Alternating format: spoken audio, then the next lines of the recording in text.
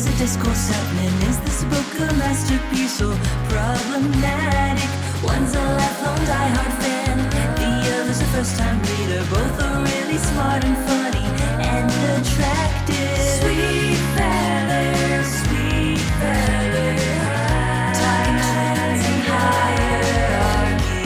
Sweet feather, sweet feather, relentless focus on their body. Sweet feather, sweet feather, what do they mean by all American? Sweet feather, sweet feather, no sex, just titillation.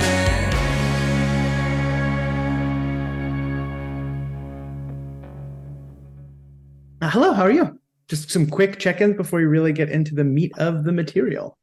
Great, Belly. Hi, number 21, Runaway. How are you today, Robert? I'm good. I'm full of noodles and I'm ready to rumble. How are you? Well, I'm empty of noodles, but I am ready to rumble. Should we get you some noodles before we start?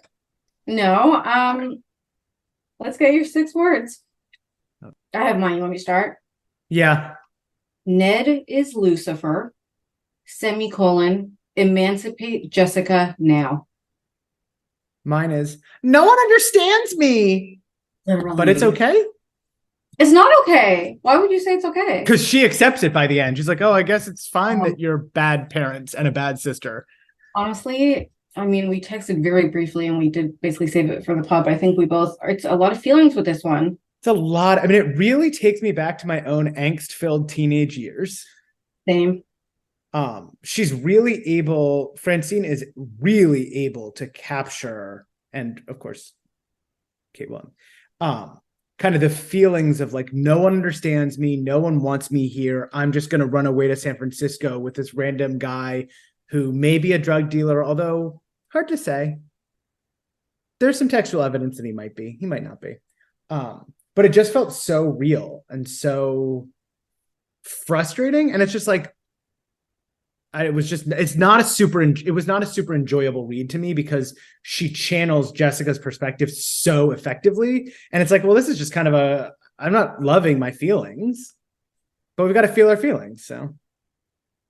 Yeah, 100% same. Like it's so well done. It's so well written. And and that means that it's a bit of a hard experience to read because it's like, oh my God, I just saw your shirt.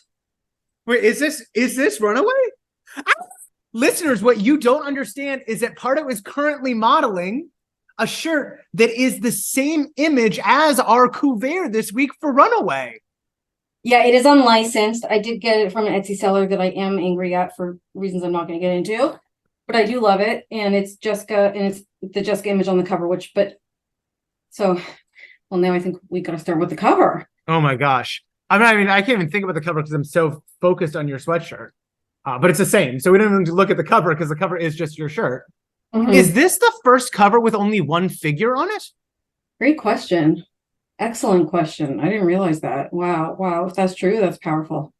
What I also love is the cover is Jess, and she's wearing this kind of obviously 80s style, like slouchy gray sweatshirt where it's crew neck, but she's even cut out the neck so that like it scoops out even more with an electric blue bra.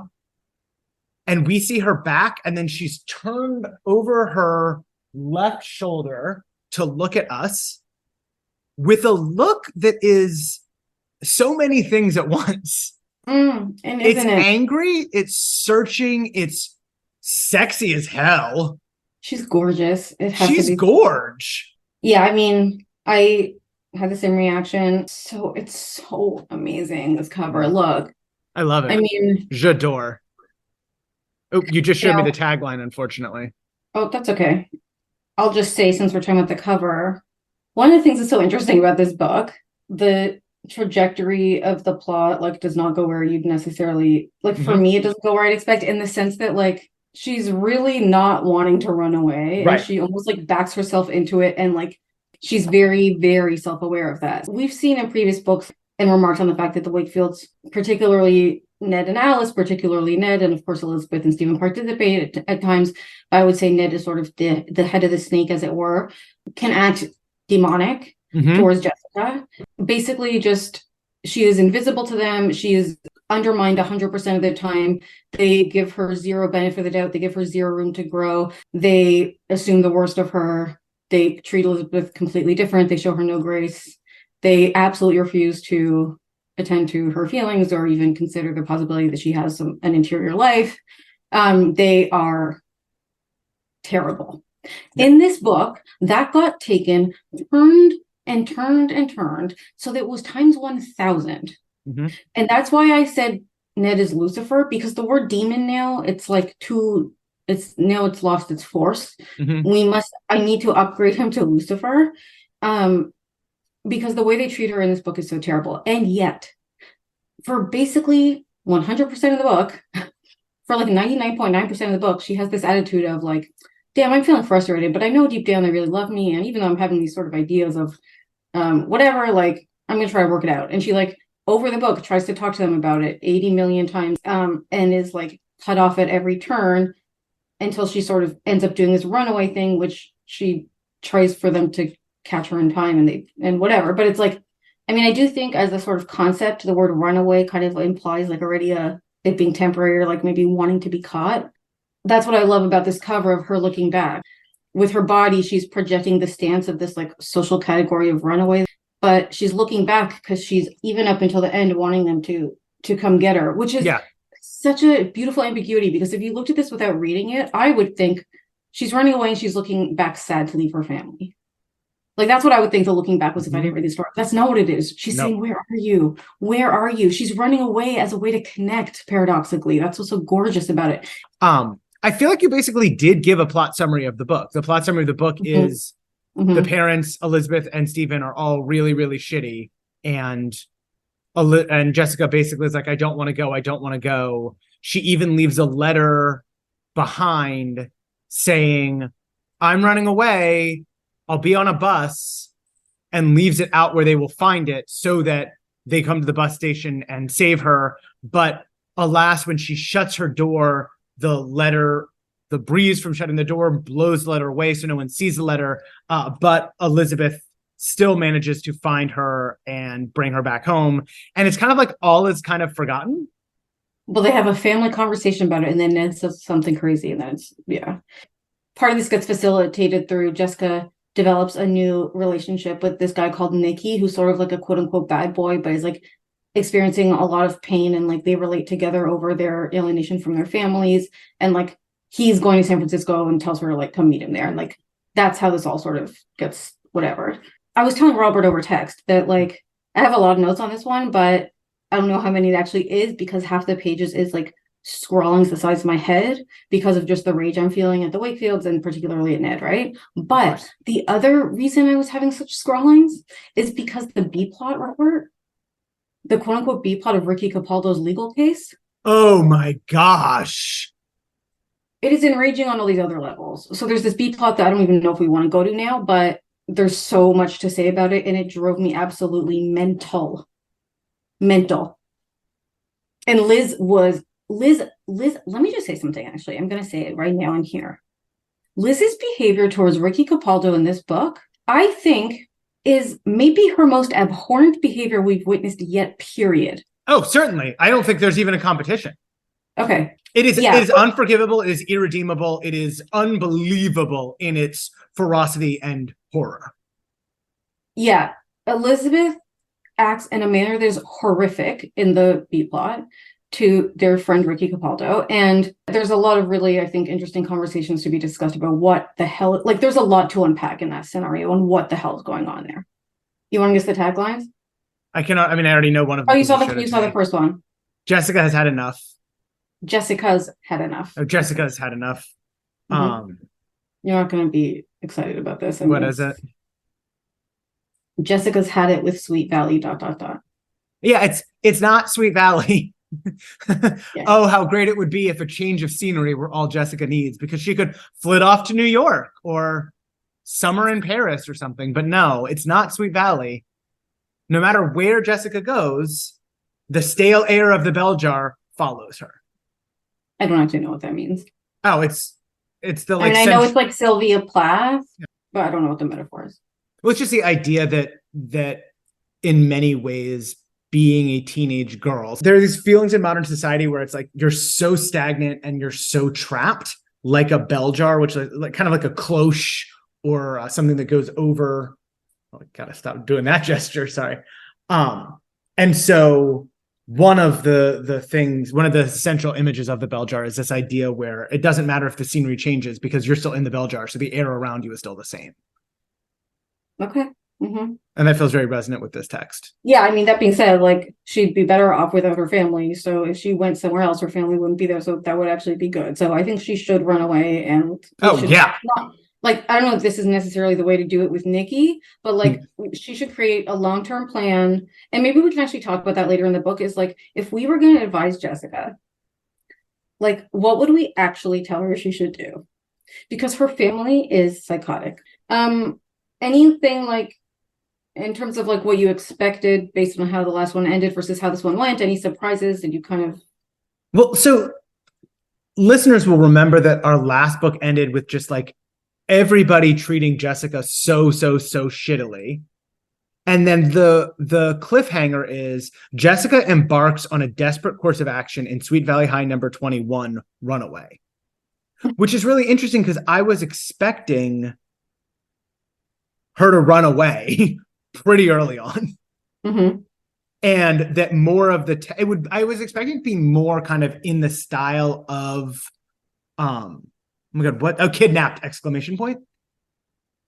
Like, I felt like this would have echoes with Kidnapped, where it would be mostly focused on Elizabeth and the family while Jessica is running away. But I think that Kate William and Francine realized that Elizabeth's not enough to hold a book. So we can't have Jessica run away and have it be focused on Elizabeth. We need to still focus on Jessica. So a lot of it is like Jessica's life as a pre-runaway. And then she doesn't even attempt to run away until chapter 10. But it's almost like the way I am thinking of it, it's like the book is about her trying to not run away. Yes. But it's like, yeah, it's so funny because this book's called Runaway, and it's like the whole time you're waiting for her to run away. And like, then at the end, she finally gets on the bus and you're like, okay, at least something's happening. You know, and they like are trying to heighten it. So, okay, they just missed it. They're going to have to chase the bus 2 hours to Culver City or whatever the fuck it is. So she ends up making it one bus stop. Yeah. It's a one bus stop out of town. So it does raise a question of just from sort of denotational meaning perspective. I mean, what is the definition of running away? And also, have you ever run away, Robert? I did when I was little. I got to the end of the block. I was going to say, I think I can remember when I was little getting... I mean, that's why this is such a resonant novel, is because I think most people have had that feeling where you're like, no one understands me. This is terrible. I'm out. So the text opens, Elizabeth searched through her closet one more time without success. It was no use. Her new blue silk blouse wasn't there. And in my mind, I'm primed to be like, oh, she's gonna go ask Jessica where her blue silk blouse is, and Jessica will be nowhere to be found, and all that will be there will be a letter saying, I've run away. That makes sense. That would have made... I mean, I'm laughing because it's like I've obviously read it, so I didn't expect that, but that would be what you would think would happen. Like, yes. The book's called Runaway. The last book ends with like, Jessica's gonna run away. And then it starts with like, where's Jess?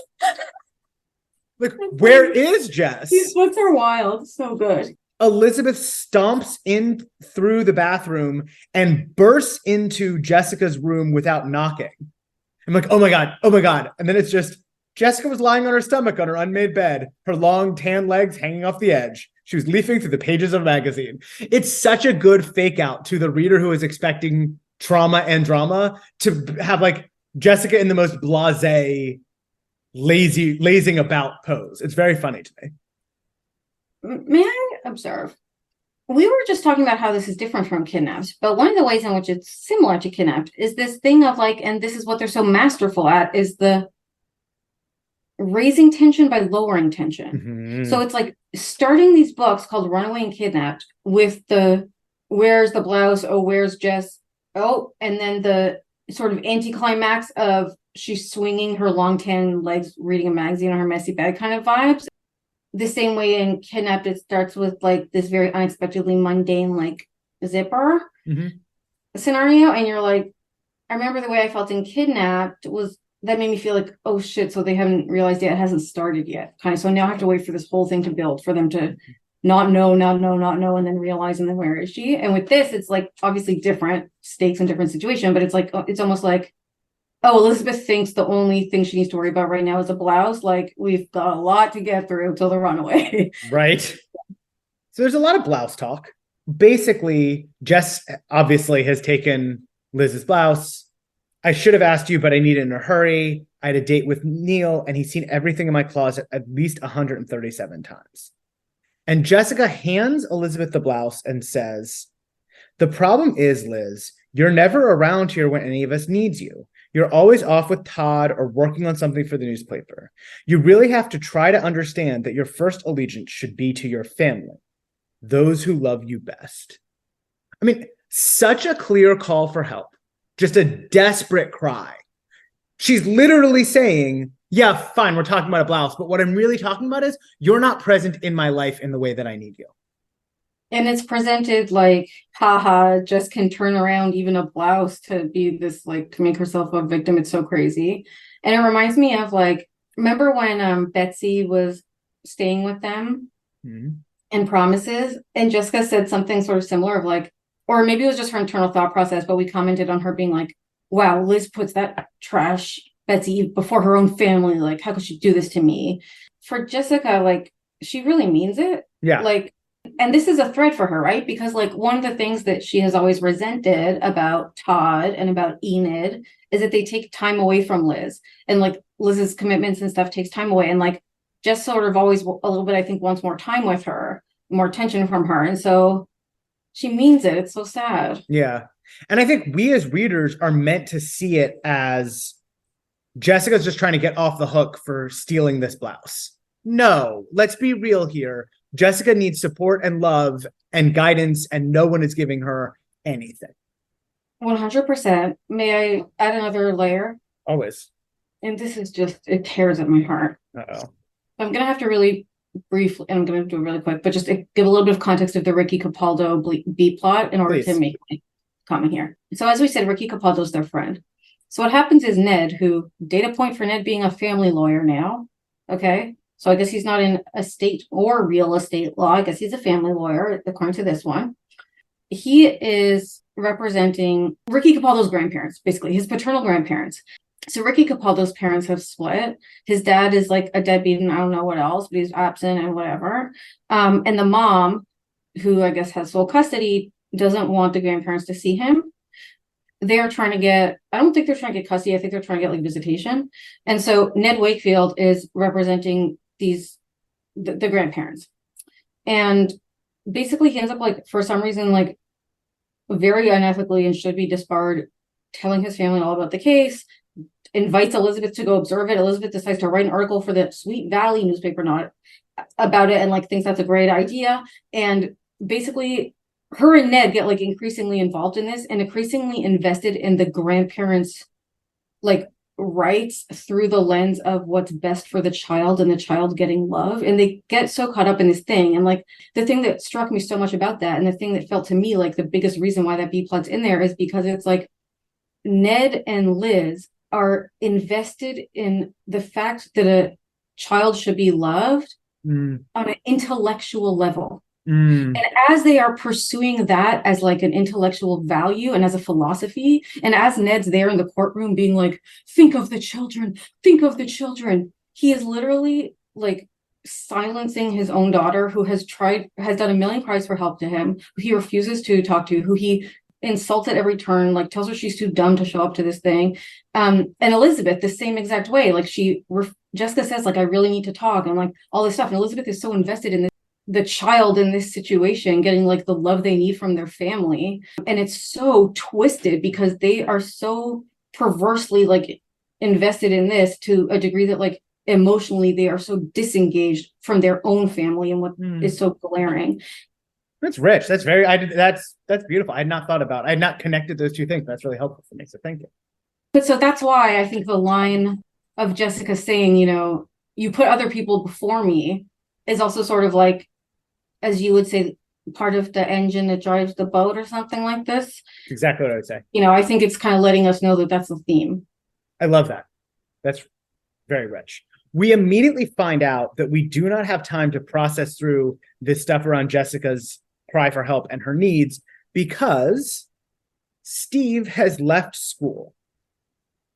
He has quit school basically because, as Elizabeth points out, he's just having a real hard time dealing with the whole thing around Trisha Martin's unfortunate passing. He thought it might be better if he took some time off from school to pull himself together. Yeah, so he's having a hard time. One thing I did like about this is that it's not just he grieves for one book and it's done. Like the fact that they're continuing the storyline of his grief, I like that. It's realistic. I love that it says the passage of time had only seemed to increase his pain and loneliness. You know, it's the thing of like, it's not linear. And the twins are expecting that he'd be getting over it, they call it. But of course, you never get over grief. Even in Jessica's like pits of despair, she still has the reserves of empathy and love and concern to be concerned about Stephen. Yeah, she shows much, like she's the only one in their family showing compassion for someone else in their own family. Yeah. Whereas they're all showing compassion for random other people. Like, even like Stephen, when she said, I need to talk, he's like, I'm in a hurry to go jogging. Yeah. Which is a paradox we'll talk about later, but yeah. Even like at the party that Stephen ends up going to, for example, I thought it was interesting that like Liz doesn't get, Liz is like, oh, how's Steve? And Jess is like, he's doing great. He's so happy. It's all he needed. It's like sarcastically, and Liz thinks she's serious. And Jessica knows that Liz hasn't checked in on him even once. So it's like, none of them are even care about each other. We've got this really strange moment where Elizabeth basically says, Stephen's having a really tough time, and I don't think he's going to be able to get out of it by himself. And Jessica's like, oh, should we help? And then she's like, Jessica mentions that Kara is having a party. And Elizabeth's like, oh, that's a great idea. Let's invite him. And Jessica goes, I don't think that's a good idea. You know how Steve feels about Kara. And Elizabeth says, I think it is a good idea. But you should be the one to ask him. You need to do it. And Jessica has empathy and understanding for relationships and is like, that's not going to work. He's still mad at me for the last time I tried to do something like this. I just got to get an Uncrustable. Hold on 1 second. Perhaps the most horrifying sentence in all of literature. I have to just go grab an Uncrustable. Truly, truly, truly terrifying stuff over here on the pod. Oh, God. No. Are you eating it straight out of the freezer or do you thaw them? Well, no, I thought I'm an animal. I mean, no, it's perfect temperature.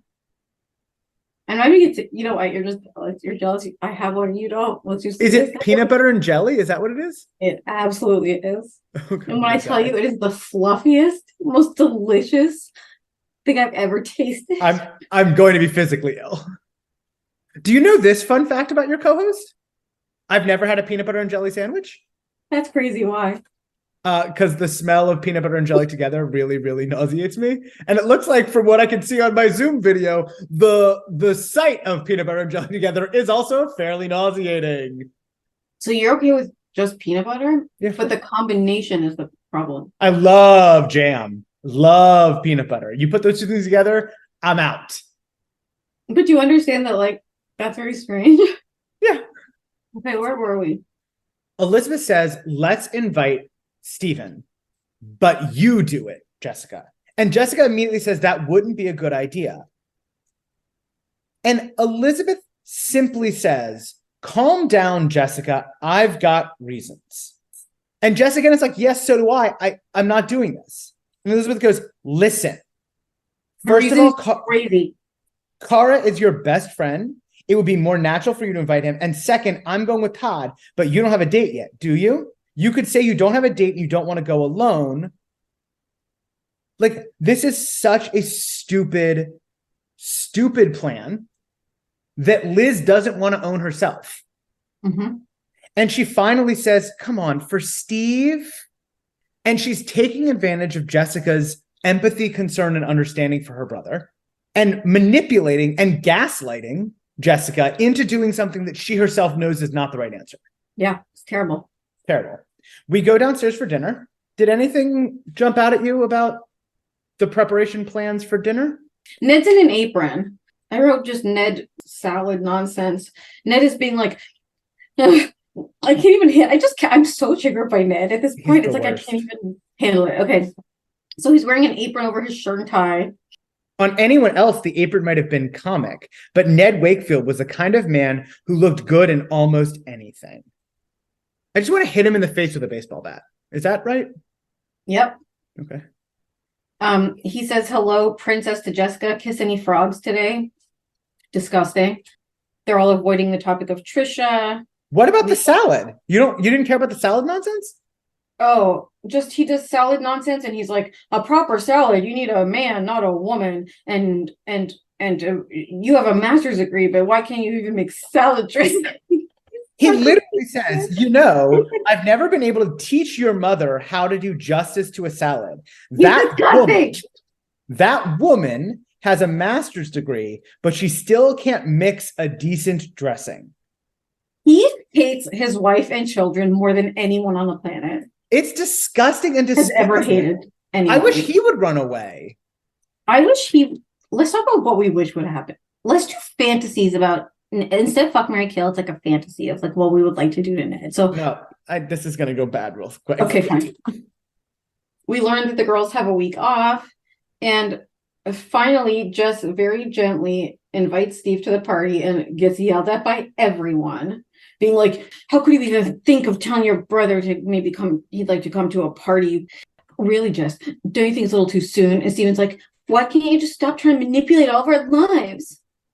And then the mom's like, yeah, Jess, I thought you'd be a little more sensitive. And then thank God, at the bare minimum, at least Elizabeth at the first chance does be honest and say, guys, like, it was actually my idea, and Jess and I kind of planned this together. And then they're all like, oh, okay, sorry, Jess, I guess you guys had good reasons. I guess it is a good idea.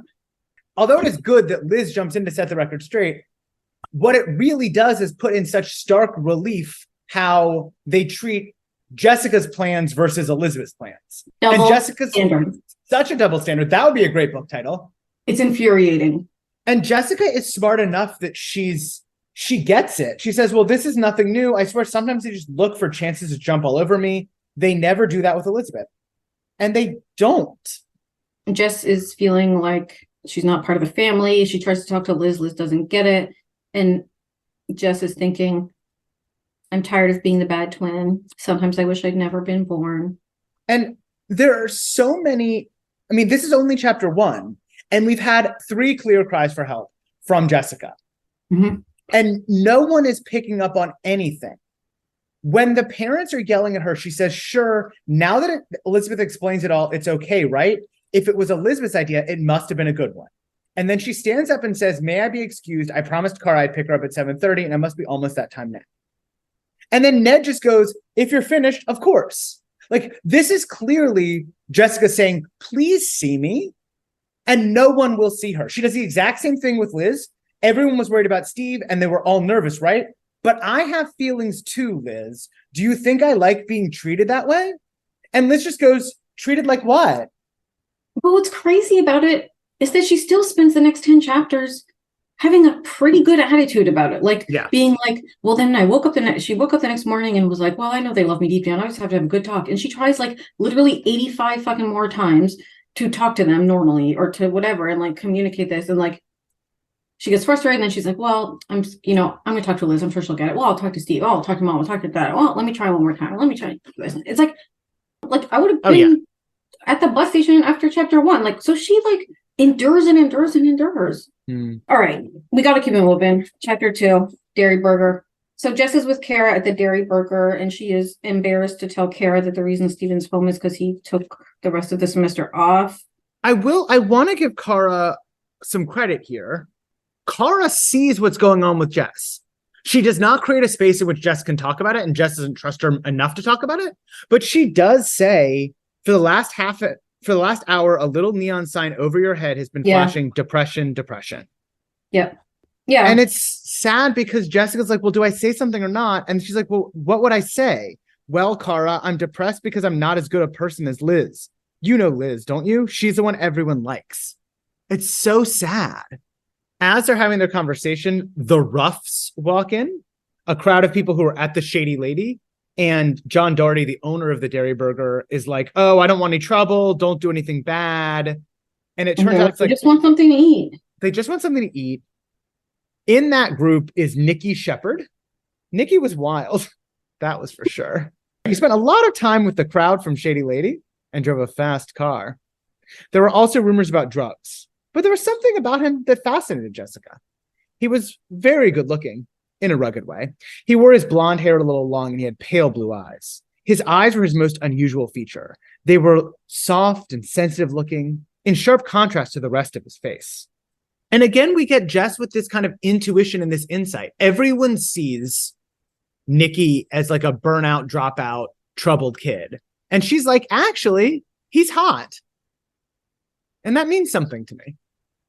Mm-hmm. They smile at each other and she feels a charge of electricity run through her body. And then he comes over to them and they have a very, I think, interesting flirtation. Yeah.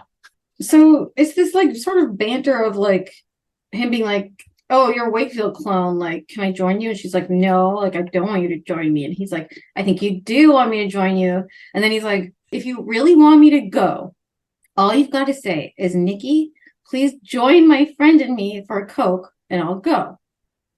So he has told her that for him to leave, she needs to ask him to stay. And then she says, okay, Nikki, join us for a Coke. And then he gets up and leaves. And he's like, I know you're Jessica, not your sister, because your sister would have never asked me to stay. There's something funny about the, if you want me to go, just say, join me for a Coke. It's almost like my safe word is more harder or something. There's something funny about the like inversion of that. But there's definitely sparks in the air with gentle, tough Nikki Shepherd. You know what also makes me think? This format of like, if you want me to go, ask me to stay. It's sort of saying like, ask me to do the opposite thing of what you want and sort of take a leap of faith that I'm going to not go by your words. That's what Jessica's doing by running away. She's running away if she really wants to stay. She's saying she wants to leave because she wants to stay. That's brilliant, I think. There's something about the like, when your words don't mean anything to people anymore, or when you feel like your words aren't being heard, it's like, I don't know, something like that. I love that. There's so many different indications in this text or moments in this text when words are meant to elicit the opposite reaction. And so many characters in Jessica's life are not able to spend the like 5 seconds needed to understand what the actual meaning is behind Jessica's words. And that's what I think she also is connecting to Nikki about, is like they both seem to have a sense that they see each other and are seen by each other. Like he's like, I know you, I know something about you. And like he intuits that, or he sees that in her eyes the same way she sees the pain and all this other stuff in his eyes later and all this thing. I mean, isn't that on one level all that Jessica's really searching for in all of this is just to be known and seen and understood? Literally. And it's so sad that it's like her parents can't do that. And this random kid is able to at least partially see and understand her. Sometimes that's what happens. That's why people call anonymous hotlines, you know? All right. I do know. So now we're at Kara's party. After Liz had told Stephen that it was actually her idea, he said, okay, I'll come. Liz is not checking in on him. Jessica notices, and Jessica's annoyed about all of this. When Liz comes up to Jess and says, how's Steve doing? Yeah, go and ahead, Jessica answers brightly, oh, wonderfully. He's the life of the party. Elizabeth smiles, great. I knew this was all he needed. And then she runs away. And this is another moment where you have a mismatch between what is said and what is meant. And like, just take a second to look outside yourself, Elizabeth. Could you please possibly do that? And again, it's like, when we get to the beat pause, she's going to put absolutely all of that energy and attention that should be going to her family into the like theoretical child of this legal case, and not even the actual child of the legal case who she's also like being cruel to. So yeah. All right. Jess is like, get me out of here. She goes to this dark bathhouse. For listeners who may have different types of meanings associated with the term bathhouse, all this, you would think of this maybe more as like a pool house. It's not like a sex bathhouse. Yeah. So she goes in, she leaves the lights off because she doesn't want to draw attention to it. She doesn't want anyone to find her. She wants to be alone. And then, actually, a lamp goes on and shines a light on guess who and guess what they are sitting in. A chaise lounge, as you would say. Are they really? I didn't even clock the chaise lounge. Yeah, chaise lounge count. Oh, how exciting. Oh, you're right. She could make out a figure on the chaise lounge. So Nikki's there being sexy, lying on a chaise lounge and smoking or something. He And tells her about all his hurt and feeling uncared for. What does Jessica say? She says, sorry, I didn't know anyone was out here. And he says, there isn't, just me, which I can only assume is a reference to the Emily Dickinson poem, I'm Nobody, Who Are You? Can I read you the text of that poem very quickly? It's very brief. Sure. I'm nobody. Who are you? Are you nobody too? Then there's a pair of us. Don't tell. They'd advertise, you know. How dreary to be somebody. How public, like a frog, to tell one's name the livelong June to an admiring bog. So the poem is about outcasts finding each other and being happy in their nobody status. And I feel like that's what we're seeing play out here in the bathhouse in this moment. Yeah, I think so. Because like a lot of different times they talk in this book about like fitting in and not being able to fit in and who fits in where and who doesn't and all this type of thing. And like Jessica feels like she doesn't fit in with her family. Nikki also feels like he doesn't fit in with his family, but he also feels like he doesn't fit in at school and he doesn't fit in at parties. But then there's, I think, also an interesting moment when she goes later to the like bad kids, druggy, drinky party where after they leave together, she's like, he doesn't fit in there either. So a lot of like, where they have nowhere to fit in. So I guess they have to leave. But... As she's talking to Nikki in the bathhouse, she notices how sad he is and asks him questions. And so it's kind of sad to watch her kind of therapize and talk through and help out Nikki when it's like, why is no one there to help Jessica? Mm-hmm. And he tells her all his struggles with his family. And she's like, I'm sure they still care about you. And he's like, that's because you probably have a perfect family. And she's like, actually, I don't. But then through this banter of him being like, no, I know you better than you think I do. You're Miss Perfect. You're Miss Little California cool cheerleader. And she's like, no, I'm not. No, I'm not. Like, well, then who am I? And then he like gives her this sort of like little speech about how great she is. That is sort of seems to be the moment of her being like, oh, he does see me. Sort of. First of all, you're about the most beautiful girl I've ever seen. You're smart too. Smarter than they all realize. You always know exactly what you want and exactly how to get it. And it doesn't matter a bit who gets in the way. You're not afraid of anything except me. And she's like, why would I be afraid of you? And he's like, because you're so much like me. This is kind of the broken palindrome to All Night Long when Jessica is talking to, what is his name? It's not Rick Andover. Scott Daniels. And he says like, oh, we're the same. We do whatever we need to get what we want. This is like the kind of sensitive, introspective version of that. Mm-hmm. And then they share a beautiful, warm and tender kiss. Mm-hmm. And she's like, that was nice. And she feels at ease and calm. And I will say this is about as close as asking for consent as we get in any of these texts. He doesn't really ask for consent, but he does say, close your eyes, which I think kind of indicates, of course, it doesn't give her the chance to give affirmative consent, but like, I think she does know what's happening and is okay with it in a way that although she is also half scared because it says she wasn't quite sure it was a good idea and she was suspicious, but then she did it and it was okay. Okay, so maybe not the best model for consent. And then they go into the party and it turns out Nikki is one of the best dancers Jessica had ever seen, and the two of them cause a ruckus on the dance floor. And everyone's like, what? That's not who I would think would be dancing together. But then Elizabeth's like, ooh, this is something for eyes and ears. Like she can never hold in her brain like, I'm a sister first and a shitty reporter second. Hard.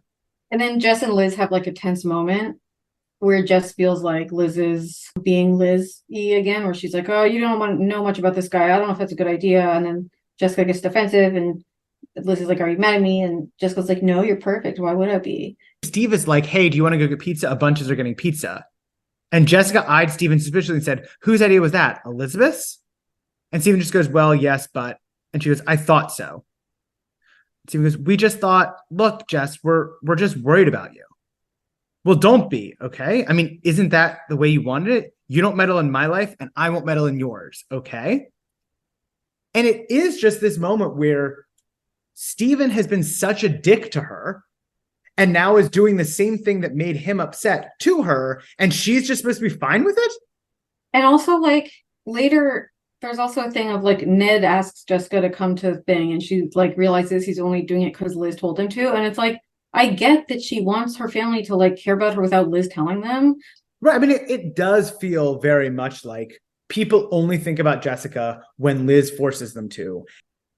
This is why I think it would be such a good horror movie because it's like Good Night Mommy. Can I spoil how it ends? I'm sure I've already told you. You're not gonna watch it, right? I hope not. Are you? I mean, I don't want to. The last movie you made me watch was terrifying. That weird Which thing. one? She had claws and The then Macedonian one? Yeah. This isn't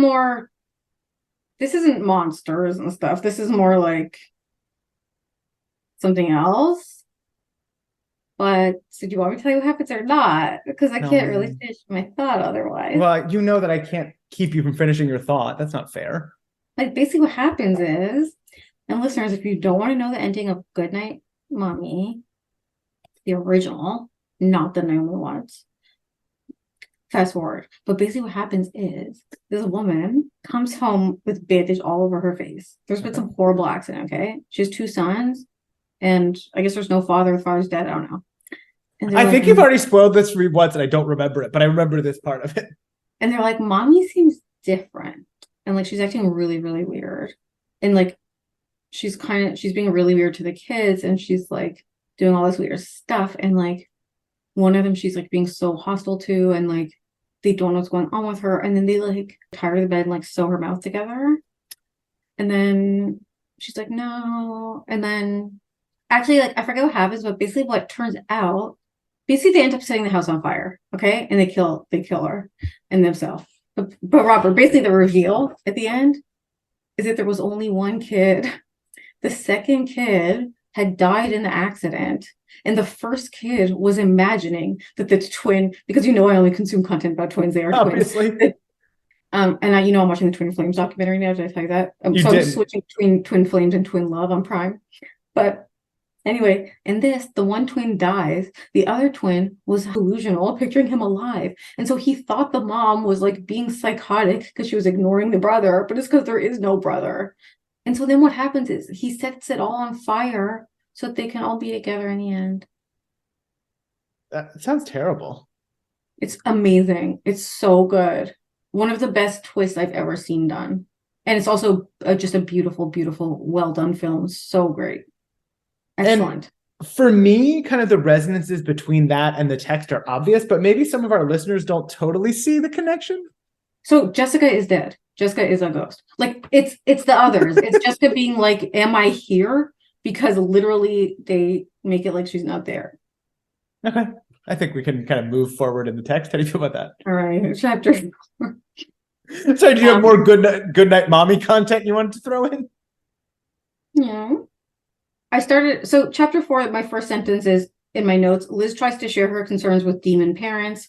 Alice says, Liz tells parents, I think Jess is actually like, something's wrong, we should care. And Alice is like, I think it's a change for the better because Jessica seems more in control and there's no complaints and no arguments. And Liz, being actually in this moment normal, says, yeah, and that's not like her.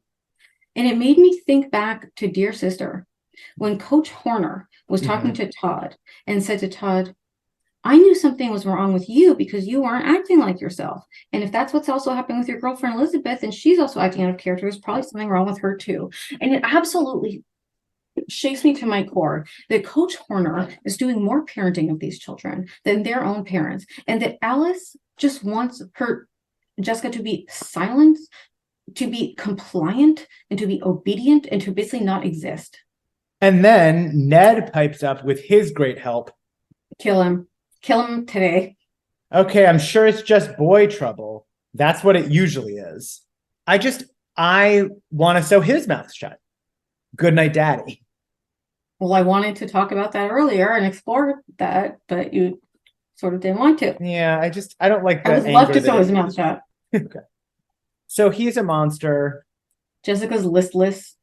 Liz is getting frustrated that her parents aren't noticing what she's noticing. Finally, they ask her what's wrong. She says nothing. And then we have this scene with the dishes. I thought this was such a well done scene.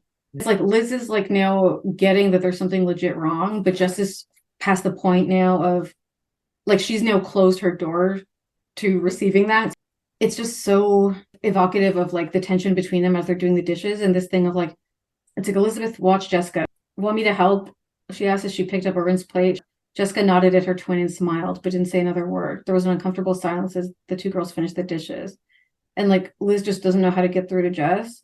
And I'm like, it just feels so real. The thing of like when you're disconnecting with someone in that way and there's this like fake politeness, but it's just like you can't crack through, and that creates even more distance than it's like, I don't know, just felt real. So Jess again says directly to Liz, come on, Liz, you're so perfect. Can't you see that I'm just coming to the realization that nobody in this family wants me around? Elizabeth felt as if the wind had been knocked out of her. That's just not true, Jess. And there's just this disconnect where basically I think Liz can't deal with the fact that maybe she's hurt someone else's feelings. So instead of maturely being like, oh, do you feel that way? Could we talk about it? She says, oh, that's not true. Like, you can't feel this way because I haven't done anything wrong to you. Then Liz feels like she can't talk to Todd about it because Todd already is weird about Jess. So she talks to Steve, and Steve's like, okay, I think you're actually right. I'll talk to her. And then they go to Casey's. They see Ricky. Ricky's their friend from school. He's working at the ice cream shop, and he just seems to be sort of uncharacteristically glum. And then they get their chocolate sundaes. When they're sitting down with their sundaes, they get joined by Bill Chase and Dee Dee. And we remember, of course, Bill Chase is our friend who is a surfer and an actor and has other multifaceted components to him. And Dee Dee Gordon, who, of course, she's just short. And she's an artist. So they like join them. Liz is like, oh, this is my brother. Let's all eat ice cream together. Everything's nice and good. But then it gets awkward because Liz asks Dee Dee about the design courses she's taking at the Civic Center. And Dee Dee's like, oh, I'm not taking the classes anymore. And then Bill's like, what? And like seems upset about it. And then it's just like things are really, really awkward until they all leave. And no one knows why. Then we're back at the Wakefield's house, and we have Steve trying to talk to Jess at the pool. And unfortunately, it doesn't go well. And this scene I also really felt for Jess because it's a lot of her like putting a towel over her eyes and like covering her eyes and averting her face. And like she's so clearly so upset and doesn't want him to see. I guess I can empathize with Stephen in some ways, because in some ways it is like kind of frustrating. He's trying to be a good brother. He doesn't know how. But he ends their interaction by saying, look, Jess, you're my sister just as much as Elizabeth is, and I love you just as much as I love her. When you're ready to believe that, we'll talk again. Like, there's nothing I could be doing wrong. There's something wrong with you. You don't realize how much we love you. That's a problem with you, not a problem with how we show love. So once you fix yourself, then we can talk again. Yeah, it's like they can't acknowledge that her feelings are valid, or they can't acknowledge her feelings or her experience at all because they think that that entails like them being bad or something like that. And like the way they think about love is like, yeah, well, I feel love for you. I love you equally. So then until you understand that is when we're not going to be on the same page, versus like, it's not about necessarily just how he feels. It's about how he behaves, and love is actions, and love is how you treat someone. And like, maybe if she feels that she isn't receiving love from him, like maybe there actually is something that like he should listen to. Even if you think like you're not doing any actions, like you don't want to change anything different about your own behavior, or you think you act great, like just to hear how she feels and tell her you're sorry that she's hurt. Like you could do that, but no. And then I feel for Jessica because her kind of way of dealing with this is the whole problem Jessica thought was that her family thought Elizabeth was so much better than she was. But I can change. Maybe if I could show them that I'm turning over a new leaf. And she thinks about all sorts of different ways she can be better and she can change. Then Alice comes home and Jessica has made dinner, brings over white wine. Alice is like, oh, I thought I was going to make dinner. And Jessica's like, I thought you might be tired after your long day. And then in classic Alice fashion, she like is kind of mean. And it's like, oh, did you make sure that the chicken was completely thawed before putting it in the oven? they just make a million jokes and undermine her a million times, and like they won't forget about the seafood disaster. And then Ned's like, oh, I guess she wants something. And then Alice is like, no, she doesn't want something. Like she just made us dinner. And then she's like, haha, but I wonder how much it costs. Haha. And they cheers and giggle together. Fucking, I hate them so much. And then no one even like Jessica then the chicken comes out and like by all accounts is normal. And she sees them each like picking at the chicken so carefully. None of them even says like, this is great. Or even thank you or anything. Or even anything. And then I have my scrawling notes. Ned being a messy, gossipy, unethical bitch, disbar him immediately. Oh, wait, even before that, sorry. So no one will even really bite it. And they like try to get Ned to eat it. And Elizabeth hands her dad the chicken and says, here, Dad, you start. And he goes, perhaps I should check my will first. Ned Wakefield quipped. You better check that fucking will, Ned Wakefield, because I am going to reach through the pages of this Kindle and murder you. Like, not everyone should be a parent, Ned, you know? Now let's get into Ned being a messy, messy bitch. Sorry for interrupting. Elizabeth happens to mention that they ran into Ricky Capaldo. Ned's ears perk up. And he's like, well, normally I wouldn't discuss something like this, but I'm at my wit's end. And maybe I can get some suggestions. And then he like goes into Ricky and his mother's whole like custody legal situation. So his parents are divorced. The grandparents want visitation, and because the father left them without money and isn't paying child support, Ricky's mom is hoping that if she keeps the parents from the grandchildren, it'll force them to go to the sun, pressure them to pay up. By the way, that's the grandparents or Ned's perspective on what the reason that the mom doesn't want to have the grandparents visit. Ned hasn't spoken. He's not her lawyer. So we don't actually know the mom's real reasons, and probably that maybe was abusive, because I actually did a whole bunch of research on custody law and how abusive men, and that's a whole lot of the men's rights and fathers' rights movement, is using things like custody law to keep control over their exes vis-a-vis custody of children. And a lot of the arguments that Ned was making in that court, let's just say there was some ghostly overlaps with some of the things that some of these absolutely disgusting men's rights groups like to say. And I looked for my old research paper that I wrote and I couldn't find it. Let's just say I'm not terribly surprised that Ned espouses some of the same rhetoric as men's rights activists and monsters. They're probably inspired by him. Jessica says her opinion after everyone's quiet for a minute. She says, I don't think the court should be able to keep the grandparents away if the mom doesn't want them to visit. And she says, I mean, no matter how the mother feels, she shouldn't be allowed to keep the grandparents away. And Ned looks down at his plate. Unfortunately, I can't tell that to the judge. And then Liz is like, I think everyone's missing the point. And then suddenly they're all wrapped. The most important thing here isn't the rights of the mother or the rights of the grandparents. It's the children who are going to suffer. They're the ones who are really losing out. Ned Wakefield leaned forward. Go on, Liz. Now, not only have the kids lost their father, she continued, they might lose their grandparents too, at a time when they probably need all the love they can get. Her father beamed at her. That's a wonderful point, Liz. If we can get the judge to see it from that angle, we might just have a chance. Look, the hearing starts tomorrow. Maybe you'd like to come down and see how it goes. Elizabeth smiled. Boy, would I. Maybe I can even get something in the Sweet Valley News about it. I've been looking for something to do a series of articles on. This might be it. That's a terrific idea. And then no one stands out when Jessica quietly leaves the room. And of course, it's just heart attacks on heart attacks with this. I can't. First and foremost, Liz's point is stupid. It's also wrong. Yeah.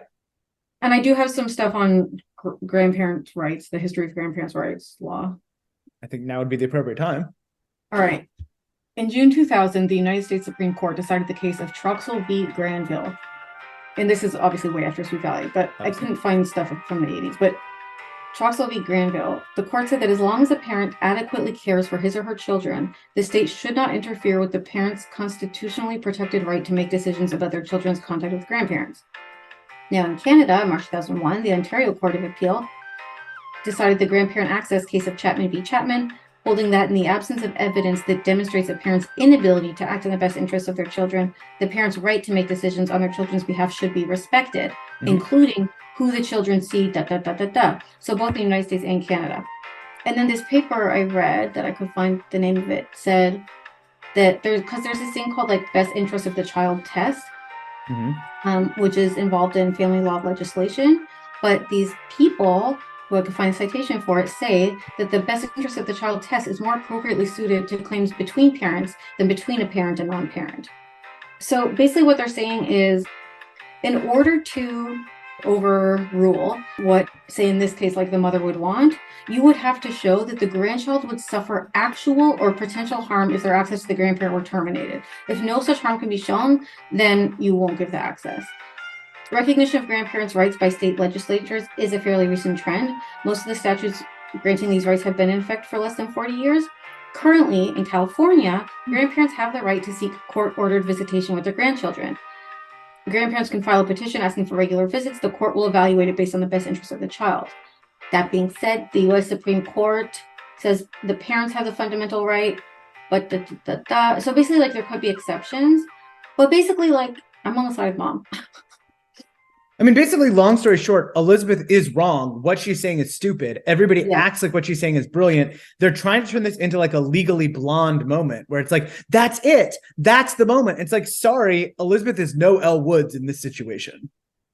No, and she relies on this very like old-fashioned view that is this like very sentimental view of grandparents, where all grandparents is like warm and fuzzy, and like all relationships that kids and families have with grandparents is like benevolent and great and good and healthy and helpful for the kid, which is not always the case, especially if depending on the dynamics of the parents. So I don't know what happened to that dad that he moved to New York, but I'm trusting the mom on this one. Plus Ricky agrees with her. Yeah. And everyone's like, she's brainwashed him. The other thing that this, like, so they want it to be a Legally Blonde moment. They also want it to be this like huge journalistic moment for Elizabeth. This is not a good idea for an article. This is monstrous. What is wrong with you? I don't even know what to say about her wanting to write this article for the Sweet Valley News. It's so fucked. Ricky is her friend. Ricky is her friend. How can you think that that's ethical? How can you possibly think that that's ethical? Like, I really tried to get into her head with this one because, like, some of the conversation she's having with Ricky, I just don't get it. Like, what the hell is she thinking? She's evil. Like, she finds out this is happening to her friend, and her first instinct is that she's like intellectually interested in it. Is just like sociopathic, and that she literally can't even see how it could be possibly hurtful to him. And this is what Mr. Collins hasn't taught her, which is that being quote unquote neutral or being quote unquote objective is a big lie. Yeah. And you have to acknowledge your positionality. Poor Jess. She wants to go to a movie, but she's already seen the movie. She's reflecting and she says, it doesn't matter what I do. I spent all afternoon on that dinner and they didn't say one word about it. Just those stupid jokes and then all that fuss about that hearing and Elizabeth writing her articles. I'm nothing but a second-class citizen in that family, and that's all I'll ever be. I just feel so bad for Jessica. And then she bumps into Nikki and he's sitting on the hood of his car. And then they go to another gazebo with a gingerbread roof and a small park. I come here a lot, but I never bring people with me. So how come you brought me? I don't know. You're different from anyone else I know. I didn't want to share this place with just anyone. I wanted to show it to you because I thought, I think you're pretty special. Now, Nikki, it's hard for me to tell. Is Nikki a good and sweet guy? Or is Nikki a master manipulator who knows exactly what Jessica needs to hear and is saying that? Has he identified her as showing some weakness and is he preying upon it? That's my question. I think he's mostly a good guy. I think he's misguided. Sure. And I think that he like doesn't necessarily know how to be a supportive. Like, I think he's a bit more focused on himself. And like, so for example, like when she tells him her hurt, like his answer is come to San Francisco kind of thing. I think he is attracted to her. I think he probably is well-intentioned and being genuine when they are connecting and talking. And like, I think he probably has real feelings for her. I think he's so in his own contortions of hurt that he can't really... That makes sense.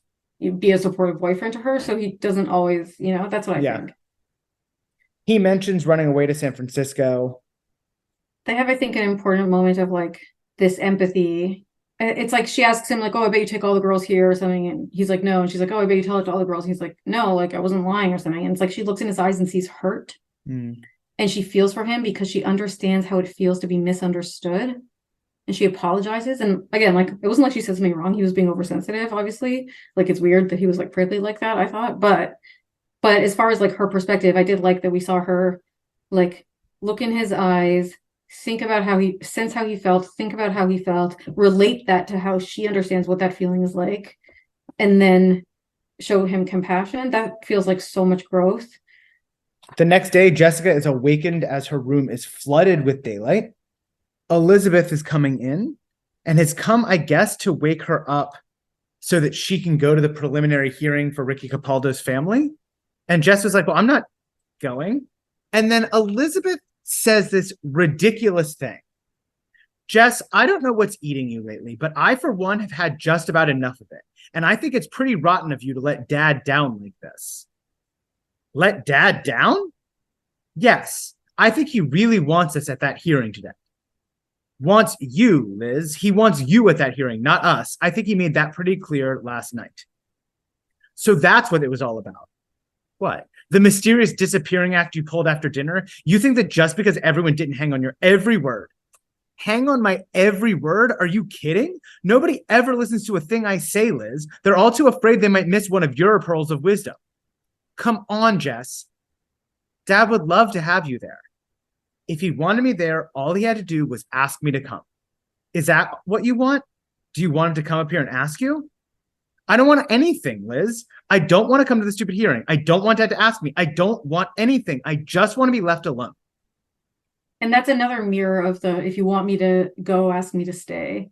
She wants him to ask her to go, but she says, don't ask me to go. Yeah. But I also think she rightly is, I mean, there are several layers to this. One layer is just, Jess is right. He showed no interest in her going whatsoever. And the concept of letting him down is insane. Yeah. On another layer, it is truly, truly unhinged that Ned wants his twin daughters at this custody hearing for their high school friend. Like, what? So weird. At some point, Jess should be like, wait, also, Liz, like, it's really fucking weird if Dad does want us to be there. He doesn't have us go to other cases. Why are we going to this incredibly personal, incredibly private, incredibly none of our business preliminary hearing? And then, again, my scrawlings is just, they get bigger and bigger. Because then Liz actually, even though Liz acted not so nice to Jess in that interaction, then when she goes downstairs and talks to Ned about it, she actually is more compassionate and says, I think we actually really hurt Jess's feelings. And she actually acknowledges it when she's talking to Ned.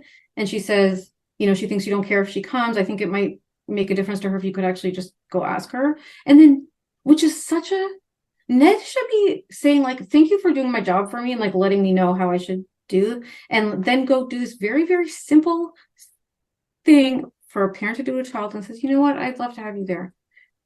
I was wrong. He's not even being asked to say he was wrong, Robert. Know. He's being asked to say, hey, Jess, you want to come with? I'd love to bring you. It'll be really interesting. And then we can all go for lunch after.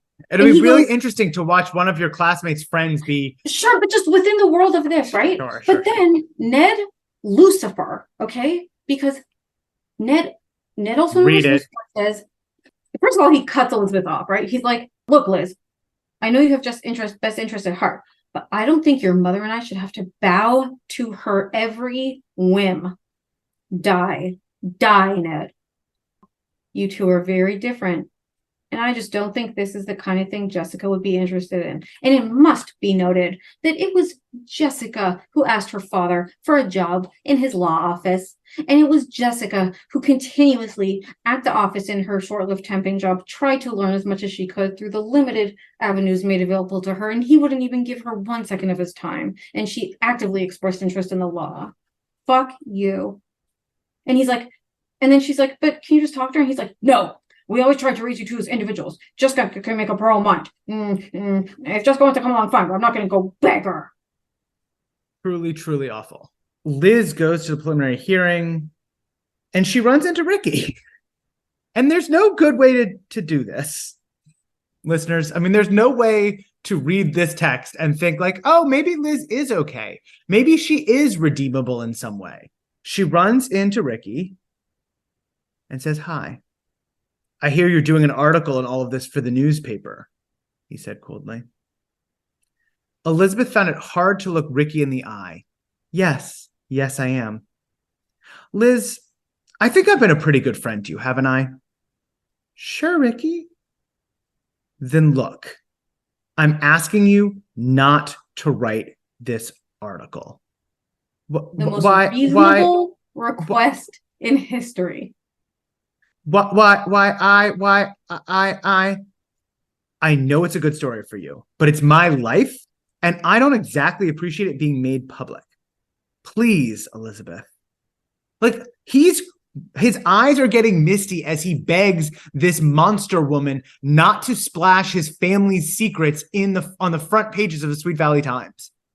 She's truly a monster. And then he leaves, and Annie comes and is talking to Elizabeth about it, and Liz is like, but how can he let his mother do this? Doesn't he care about his grandparents? And Annie has the normal reaction. Of course, he loves his grandparents. That's why it's so upsetting. It's like, Liz, like, I just don't get how Liz can be so obtuse. Like, this is such a complicated, painful sort of family situation. And like, how dare you come into it knowing almost nothing, like having one weird, limited piece of information and like suddenly feel like you're in a position to be like making judgments and like criticizing how Ricky's handling it? Fuck you.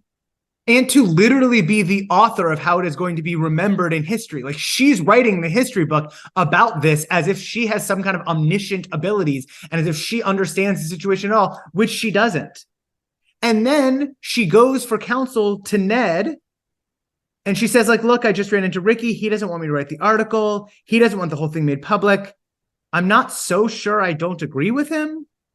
This is where it goes off a cliff. I mean, it already went off cliffs, but it just goes off a really big cliff here. And she says, I don't know, it does seem personal. And Ned gives this advice.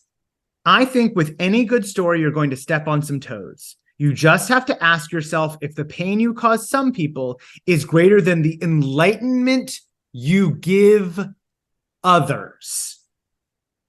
That is called pathological delusional narcissism. May you die in a car fire. I wrote, okay, Jeremy Bentham. This is called utilitarianism. This is called not ethics. The most number of good for the most people is not the way to decide what is right and wrong. She's creating unnecessary suffering, let alone the idea that her article in the Sweet Valley News is going to provide such enlightenment. Because she says, what, think of the children? How dare you? She's not even supposed to be saying think of the children. She's literally just reporting on what happens. Can we please get to Tierra Verde? We're almost there, but Elizabeth does stop and smile at her father and say, you know, for an old guy, you can be pretty smart sometimes. Then they go to lunch. So now Jessica's in a party with Nikki's kind of fast crowd in Tierra Verde, about an hour's drive. So it's probably just a little bit closer than Malvina. But a very different scene.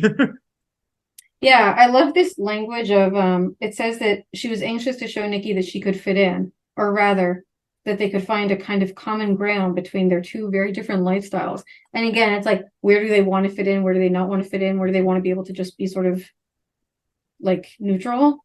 So she wants to be able to like hang comfortably, but she's not taking beers, and she, you know, is repeatedly being offered beers every 5 seconds by this girl and keeps telling her no. And I wrote down growth. I wrote mature compared to how she tried to fit in with Pete and his crowd and Too Good to Be True, and she ended up blackout drunk because she was so worried about fitting in. Here she does want to fit in, but she's having boundaries where she's not, you know, going to be too pressured to do something she's not comfortable. They're passing around marijuana. She says no to the marijuana. And so does Nikki. Nikki also says no. Good for Nix. She's relieved. Nikki, I think, is being like, again, compared to like a Scott or whatever, I think more sensitive to her and more attentive to her than we've seen people be before. Like, he's like making eye contact with her to sort of be like, oh, this is annoying, sorry, haha. Or like, then he gets to get her and like leave early because he can see she's probably not that comfortable. Like, he's being a little more, you know. And then he asks her to come to San Francisco with him in 2 days. He does say, listen to me for a second. You don't think two people could be more different, Jet, right? But why do you think we got together? Maybe it's because we aren't so different. Maybe we're looking for the same thing. You're different, Jess. You're different from anyone I know. You're just the kind of person I've always been looking for, and I'm not going to let you go. And then it's like everything Jessica had been raised to believe rebelled against what Nikki was telling her. People who run away from home are losers and quitters. But then she's like, well, maybe I can sort of reframe what running away is. And maybe there's a way that it can actually be cool and like, I'll be independent and successful, and then I'll come back in a few years and like everything will be good. And like maybe, but then she sort of realizes, deep down, my parents love me and I'm not really going to do that. And she tells him, it's not because I don't feel ways about you, but I'm not going to run away with you. And he's like, okay. And then they have a very scary drunk driving. Luckily, everybody's fine. Nikki's a little bloody, but we're fine. We see a bad interaction between Nick's dad and Nick. Yeah, like, so they get in this car accident and Nikki's parents come to get them. And like, they basically tell Nikki, get the fuck out of our house. We're done with you. And they also don't ask either of them if they're okay or hurt. And then Jessica gets home and she's kind of reflecting on the whole thing. And she's like, oh shit, like Nikki's parents could easily have told my parents. I could have really gotten in trouble. And she resolves that she's going to have a deep talk with her family and fix things. And then we get to chapter 9, which absolutely breaks my heart. So all Jess wants to do is be able to get things out in the open so they can all understand each other. And chapter 9 opens with, Mom, Dad, I want you to know I'm tired of the way things have been around here. I know I've been a cause of a lot of the trouble, and I'm willing to try hard to be a better person. But you've got to help me. You have to stop thinking of me as the old Jessica and give me a chance to change. Jessica looked into the mirror as if she expected a response. So we think she's talking to her parents, but no, she's talking to herself in the mirror. Yeah, not only is she only rehearsing, but she got up early to work on her speech. And as you can see, because you just read it, it's literally 4 sentences. All Jessica wants at the beginning of chapter 9 is the chance to say 4 sentences to her parents. 4 sentences in her 16 years. Surely she'll be able to get 4 sentences in. In addition to it just being 4 sentences, the sentences she's saying like, look, I see a problem, but I see most of the problem with me. I'm going to try and be better. All I ask is that you let me try to be better and stop thinking of me as this old Jessica. And it's so heartbreaking because it's like she takes so much of the burden, so much of the ownership, so much of the culpability. She's not saying they're doing anything wrong or asking them to take any accountability. It's all on her. It's so sad. And then she thinks about running it by Liz, but it's too upsetting. She's like, I can't handle that. And then goes downstairs to talk to her parents. The mom has to leave early, so that's not going to work. She's like, okay, well, I guess I'll talk to Dad. He doesn't, of course, bother to look up at the newspaper. Like, he doesn't look up from the newspaper to see her face, and just, she asks him one question about how's going with the case, and he starts going on and on. And again, just the absolutely sickening irony that he is interrupting his own daughter to talk about how upset he is that at this sort of intellectual argument about children's rights and children not having love. And she's got a flat tone, but her dad doesn't notice. And then just like, well, Liz is really great and cool. She's gonna be a great reporter. Gotta go. Bye. And then he gives her this invitation. If you want to, you're welcome to come along on Friday and watch the hearing too. I don't know how interesting it would be for you though. Does Liz find it interesting? Well, yes, but you and your sister are different. He's telling her she's dumb. Yeah, absolutely. He's disgusting. And then he goes, well, you can tag along. Thanks. Fuck him forever. And then her last chance is Steve. And she says, Steve, can I talk to you? He says, look, Jess, can it wait? I want to get in some jogging right now. I'm playing tennis later with some guys and I need to loosen up. You have to go this second? Sorry. We'll talk when I get back. I promise. I'm sorry, but as I said, jogging is by nature a leisurely activity that happens at a leisurely pace. It is famously an impossibility to be in a hurry to jog.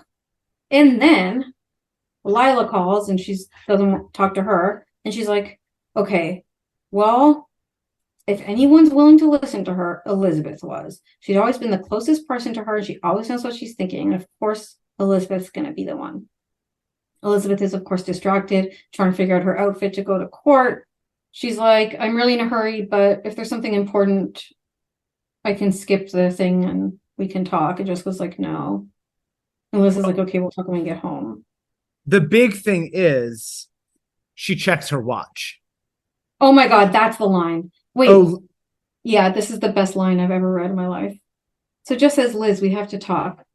Liz looked up at her twin. Sure, Jess. She checked her watch. What's up? Oh, Liz, Jessica thought. It all would have been okay if you hadn't done that. If you just hadn't looked at your watch. That killed me. Brilliant. Just the Elizabeth checking her watch, because already Jessica's feeling so much alienation and so much like she doesn't want to talk to me.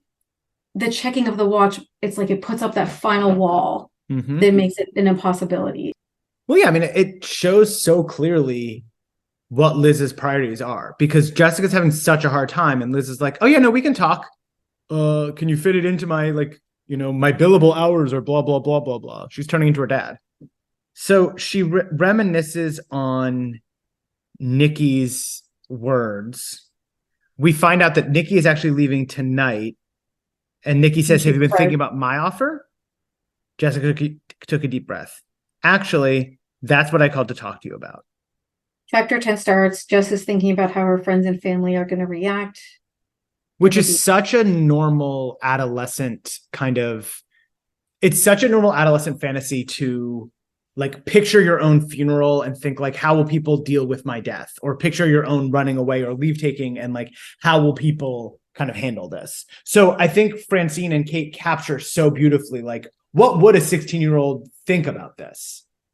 And she keeps like, pleasant memories of her family keep coming up, like Sundays at the Wakefields, sleeping in late and waking up to a leisurely brunch and a trip to the beach with friends. And she pushes that out of her mind. She can't think about this stuff. And so she writes a letter saying that she's leaving. What's so crazy about the letter is Jessica's first problem was deciding to whom she should address her letter. The entire family was too general. She didn't want to single out her mother or her father. If she picked just one, it would make the other feel left out. The only choice was Elizabeth. Like, that's crazy. The entire family was too general. That's nuts. It means like Liz is the only one who gives a shit. And then she writes a letter. Dear Liz, by the time you get this, I will be far away. I'm sorry if my leaving causes you a lot of pain, but it will be better for all of us in the long run. There are many reasons why I'm going. It isn't just your fault. You can't help being the way you are any more than I can. You're so good. It would just be better for all of you if you'd forget that I ever existed. I've never been anything but trouble anyway. This doesn't mean I'm forgetting about you. I'll be thinking a lot about all of you as I take the bus to my new home. I love you, Liz. And make sure you tell Mom and Dad that I love them too. And Steve, even though I know he hates me. Someday I'll return, I promise, but not for a long time.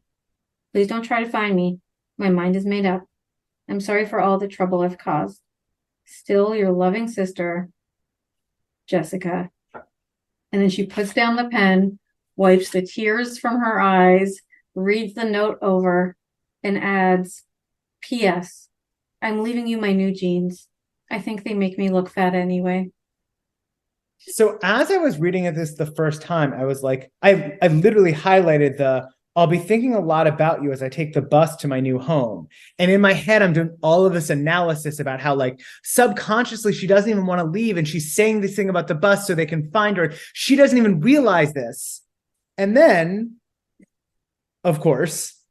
Yeah, she just completely like acknowledges that she did that because she wants them to come get her. She's so brilliant. She goes, she's so self-aware. Deep down, Jessica knew the real reason for writing that letter. She wanted her family to come and find her. She didn't really want to leave. That was why she'd included the reference to the bus in her note. Most likely, Elizabeth would come home, find the letter, figure out where Jessica had gone, rush to the bus station, and beg her sister to stay. Everything would be different then. Then they'd all take her seriously. It's like she's had so many cries for help throughout this text. Now she's like, okay, no one is hearing my cry for help. Maybe they'll read my cry for help. I just love that they keep her self-aware about what she really wants through the whole thing. So she's getting her stuff together to leave. She's telling them she's staying at Lila's. And as she slams the door and heads to the bus station, what she doesn't know is that in slamming the door, she had created a breeze in the room. Not a big wind, but just enough to knock the letter over and cause it to fall behind her dresser. Such a classic kind of soap opera literary Very Sweet Valley trope. A letter loves to fall. I mean, it's like under a bed. It's like Romeo and Juliet and the friar not being able to communicate fast enough. It's like in The Notebook, I wrote every day, and then like the letters never got to Rachel McAdams. It's interrupted communication. All right, back at the courtroom, and Elizabeth is surprised that Ricky hasn't smiled once during the proceedings. And that's her observation. Ned gives his big final speech about think of the children, his men's rights speech. Elizabeth is psychotic to Ricky. She tells him, you're weak, you're giving up. How can you do this? Your grandparents just want to love you, and you're just punishing them for your dad.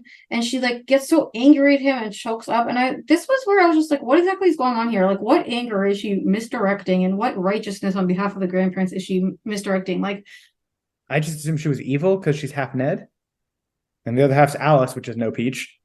And then because of Elizabeth's brilliant words, Ricky has a revelation, and he says, I actually am going to make a speech, and I actually love my grandparents, and actually everyone's going to be good, and it's all over. Liz doesn't say anything to Ricky that would motivate him to do this. Her brilliant speech is not brilliant or helpful. No, her brilliant speech is it's crazy. Everything about this is crazy. They're acting as if she is doing this like heroism. It's like what she says is so stupid. What she's been saying the whole time has been so stupid. Yes, and this continues. She doesn't like he's giving up. It's crazy. They go back to Chambers. Everything works out fine. They figure out a plan. And then Ned is so proud of his daughter. Something tells me you had a hand in all of this. Could be, Elizabeth smiled. Sometimes people just need a little push. It's just like, y'all are so self-congratulatory and so terrible. And I just have to say, Liz, who was like, could tell something's wrong with Jess and was like, are you sure everything's okay? Like, I can skip the thing if you want. And Jess is like, no, it's fine. And then she's thinking to herself, like, okay, I'll talk to Jess as soon as I get home. When she gets home, she decides to start working on her article before calling Jess to take advantage of the empty house. And I'm just like, finally, she notices the empty room. Jessica's room is all tidy and her stuff's missing. She calls Lila. She realizes Jess isn't at Lila's. They're like, maybe she's with Nikki. They look in the phone book, figure out where Nikki lives. They go to Nikki's house. Nikki's mom's like, I don't know where he is and I don't really care. Ned is like, we should have listened to Jess. And then they get home and they're like, what are we going to do? And Ned has a quiet, confident tone. And then Steven's friend, who like knows Nikki, basically tells them he's in San Francisco. And they're like, okay, well, I guess she's either took the bus or the plane. Let's split up. Jess and Steve go try to get her at the bus station. They can't find her. And there's all these like near misses and almost this, that, and the other. And they end up driving her to one stop away. They all cry together on the bus and hug. They come home. So it's like Jessica finally sat down with her family and talks about all the things that were bothering her. Everyone got into the discussion. But at the end, the relationship between Jessica and her family was stronger than it had ever been. Let's all promise one thing, Ned concluded. No matter what we're doing, no matter what any of us is involved in, it's fair to say none of it could be as important as this family is to all of us. I think we can all agree to keep that in mind. What? And then Jess writes a really, really sweet letter to Nikki saying, like, don't take this as a sign of how I feel about you. You know, you're a really good person, and I'm sorry that I couldn't come, that I can't help you with what's going on with you, but, you know, good luck. I hope things work out, but it just wasn't the right choice for me. In the incredibly boring scramble to get to find Jessica, there's this really funny moment where Liz and Steven end up at the bus station, and they're looking for Jessica, obviously. And so they run and they get to the front of the line. And Steven's like, have you seen a girl? She's about 5'6". She has beautiful blonde hair and aqua blue eyes. And then he realizes that he's standing next to Liz, and he just grabs Liz and goes, she looks like this. And it's like, I thought that was kind of a funny identical twin moment. Oh, I thought what happened was they were like, did Jessica Wakefield buy a ticket? And they were like, we don't take names. And then they're like, but you just went to get on the bus and now you're back here. They're like, oh, wasn't it that? It's both. He says, whatever. Yeah, it's boring. I mean, I guess they've just decided everything is water under the bridge, because at the end of this, Jessica says, well, listen up. Just to show you all how happy I am to be home, I'm going to cook a special dinner for all of us. The Wakefields exchanged worried glances. I have a better idea, Mr. Wakefield said cautiously. Why don't I give you some money and you can take us all out to a really special dinner? Jessica smiled slyly. I've got an even better idea. Why don't you give me the money for a really special dinner and I'll buy us pizza instead? Then I can use what we saved and buy myself this terrific sweater I've been dying for. How does that sound?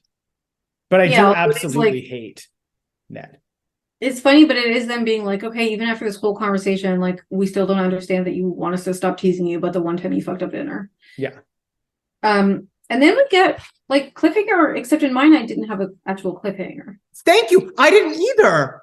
Book 21, Runaway, does not end with their traditional cliffhanger.